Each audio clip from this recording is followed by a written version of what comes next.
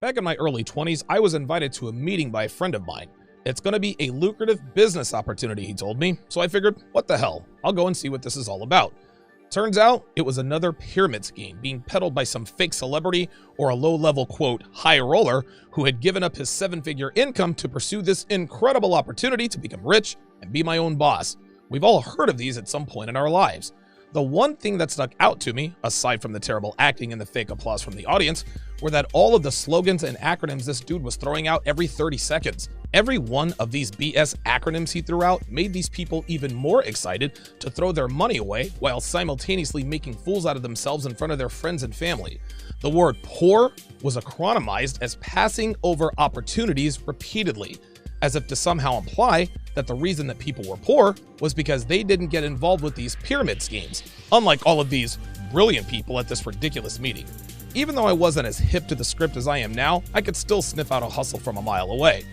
Obviously, I didn't sign up, but thinking back on that night made me realize that there are a number of slogans that we as people have accepted as gospel truth for no other reason but that we've heard them our entire lives.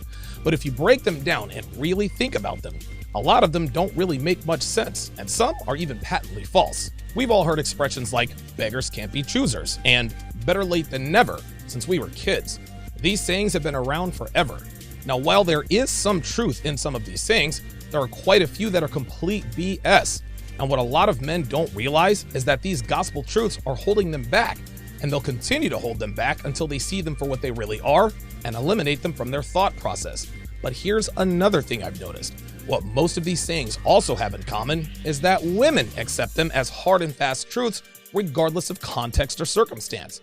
Now, that fact alone should set off our alarm bells. But because we're raised to believe that women are infallible, we dismiss the basic instinct not to put our trust in a woman's intellect or rationale. Now, all of that said, believing in this kind of BS because they make sense linguistically or poetically, that's par for the course for women. This is actually one of the easiest ways to hack a woman's brains and make them believe just about anything. Give anything, and I mean anything, an acronym. Make it rhyme, or give it some sort of ironic symmetry, and chicks will believe anything. It doesn't matter what it is. You see it in television, movies, memes, and especially advertising. Why else do you think ad agencies target females?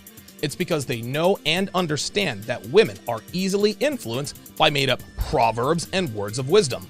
All they have to do is make something sound profound or abstract, make sure it somehow rhymes, get a wordsmith to clean it up for the FCC, and voila, instant customers.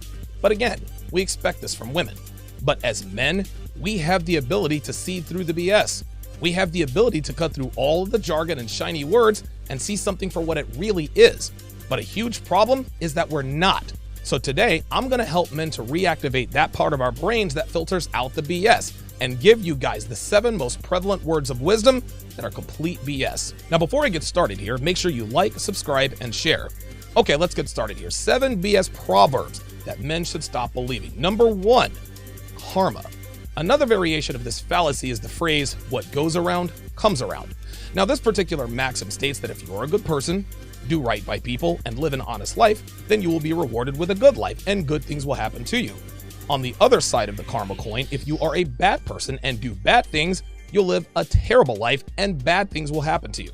The reason this proverb is patently and undoubtedly false as hell is because we see proof of quite literally the opposite every day. There are many, many people who do good things who continually get crapped on by life. No matter how much good they do, no matter how many people they help, life continues to kick them square in the you-know-whats. Yet, we see almost as many people getting rewarded for doing bad things on the regular. That gave birth to the phrase, no good deed goes unpunished. We've all heard that, right? Well, if what goes around really did come back around, if there really was such a thing as a cosmic force that keeps everything in balance, that rights all wrongs, then why do good deeds get punished? Think about that for a minute. Now, there is no greater example that shines a light on the erroneousness of the concept of karma than the state of today's dating market. We as men are told that the better we treat women, the better they treat us. If we are loyal to them, then they will be loyal to us. If we treat them like queens, then they will treat us like kings. If you have had even a modicum of experience with women at all, then you know there is no such thing as karma. In fact, it's quite the opposite, because most women respond more favorably to poor treatment from men. Unappreciative, Disrespectful and sometimes even abusive men enjoy more success and more loyalty from women than men who are respectful, accommodating, gentlemanly, and attentive. The "what goes around comes around" trope is also a statement people cling to in order to cope with a wrong that has been done to them. If a girl cheats on a guy, he'll keep repeating "what goes around comes around" over and over again in his mind to make him feel better about the fact that his ex is getting pounded out by somebody else. Women also use karma as an excuse for bad behavior. They'll go sleep with their boyfriend's best friend and chalk it up to karma because he was so rude to me the other night, so he totally deserved it. Now, some guys might ask, well, what about O.J. Simpson? He got away with murder but then went to jail for a decade. Wrong. O.J. went to jail because he trusted the wrong people and allowed these people to lead him into an obvious trap. Had he exercised better judgment, he would have spent those 9 years in Vegas up to his eyeballs in women and nose candy instead of cleaning prison toilets in Lovelock, Nevada. Don't get me wrong, guys. I am a firm believer that for every sequence, there is a consequence. If you drive drunk enough times, you'll eventually get caught. If you work hard at your craft, you will get better. But the difference between that and karma is that these are things you have direct control over. But if you screw someone over or get screwed over, whatever happens after that has little to do with what you did or what got done to you. Bleep happens. People get away with murder and other terrible things, and people suffer terrible things when they've done mostly good in their lives, and that's all there is to it. Men who believe in karma are simply weak-minded, lazy cowards. They'd rather let the universe handle things because they're too scared to handle it on their own by taking control of their lives. Number 2, if you don't stand for something, you will fall for anything. This is a big one in the black community. Nobody really knows where this started or what it means. But my guess is that someone said it during a conversation, and because it makes sense in an inverse poetic way, it stuck. Here are the facts. There are people out there who don't really stand for much of anything. They are selfish people who are only in it for themselves and are always asking, what's in it for me when surveying any particular situation. This particular breed of human is normally financially shrewd, extremely calculated, and only looks out for themselves and a small group of people close to them. But the characteristic that defines them the most is that they are impossible to get over on. You can't scam these people. They see right through BS and are highly skeptical, meaning they don't fall for anything. Look, just because something sounds great lyrically or has ironic polarity when you say it out loud, stand, fall, doesn't mean it's true. And this particular axiom is a prime example. Number 3, you gotta give respect to get respect. False.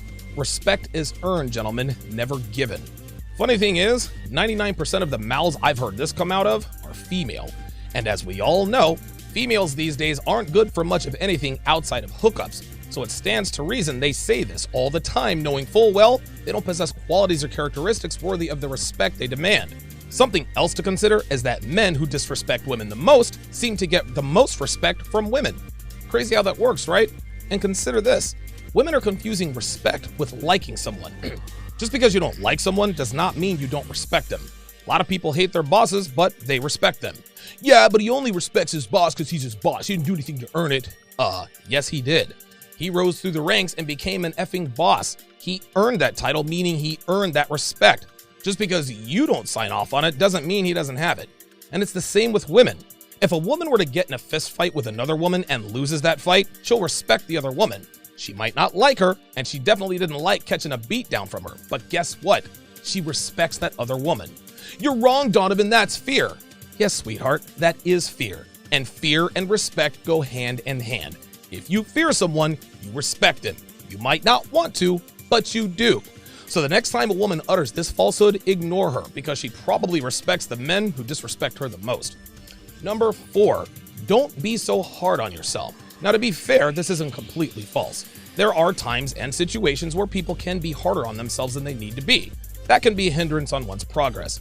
But once again, this is another slogan used mostly by women. And the reason for this is that women make terrible decisions and engage in stupid and irresponsible behavior almost all the time. A woman gets nailed and bailed on for the 3rd time this week? Don't be so hard on yourself, girl. Mr. Right is out there somewhere. You just gotta keep looking.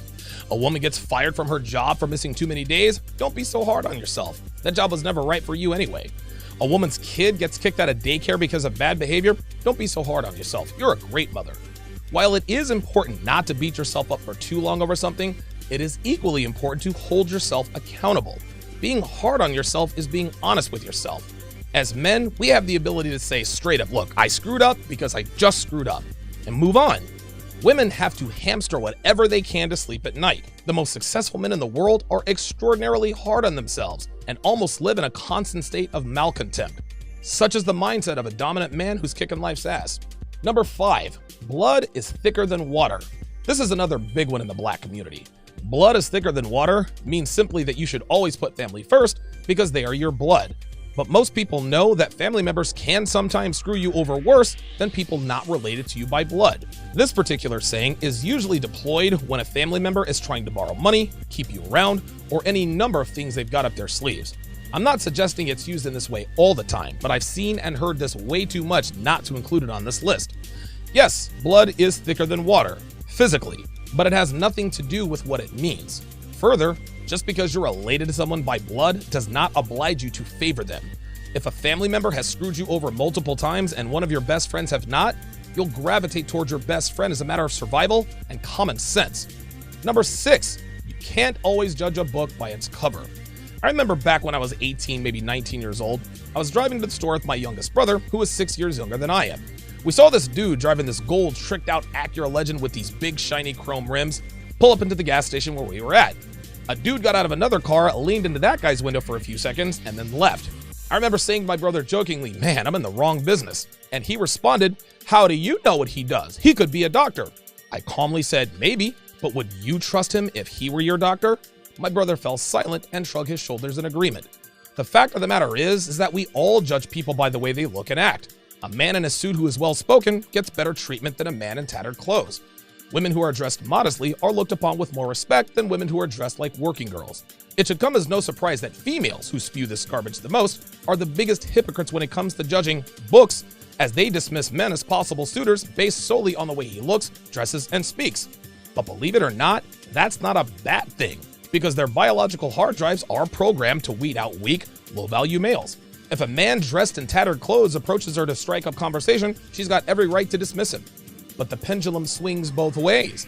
If a high-value man in a suit sees a slovenly, unfit woman in his presence, he quickly makes the judgment that she has no discipline, is unattractive, and would make a terrible significant other, as her cover tells him everything he needs to know about her within the context of a romantic relationship.